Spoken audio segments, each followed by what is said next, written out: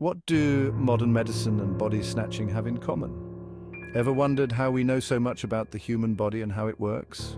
Believe it or not, the benefits and knowledge from the study of human physiology originate from an extremely dark and morbid past, forged in the shadows. While tomb raiding was recorded way back in ancient Egypt, the earliest recorded case of grave robbery by medical students took place in 1319 in Bologna, Italy. It wasn't until the 18th to 19th century that the thirst for medical knowledge surpassed all morals and law. Body snatching became rife in this time. An illegal trade began where grave robbers snuck into cemeteries in the middle of the night to dig up new graves, or if they were desperate, graves not so fresh. Although cadavers were available for purchase at this time, these were only the bodies of executed criminals, which meant that the supply was limited. Medical schools were desperate to study anatomy in the pursuit of knowledge. The best way to do this was by the dissection of corpses.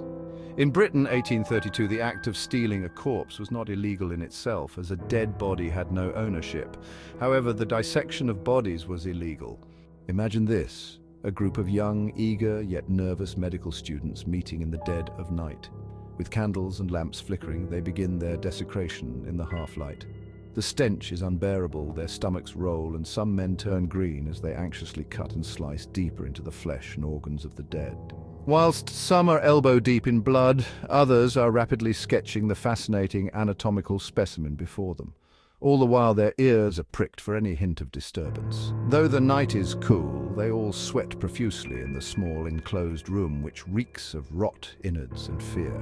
The nasty business of body snatching and grave robbery became such a heated issue that wealthy families employed guards to watch over the graves of recently deceased loved ones. In some cases, there were individuals that went as far as to start a murder enterprise, regularly killing innocent victims in order to make a quick buck. Over time, it became more and more recognized that for the progress of medicine and science, as well as the peace of society, cadavers needed to become more readily available. At first, medical students were given the rights to access unclaimed corpses of the poor and sick, although this later changed to the requirement of the family's consent. It wasn't until the 1880s, when embalming, the process of preserving human remains, became a common practice, that the morbid business of body snatching finally reached its demise.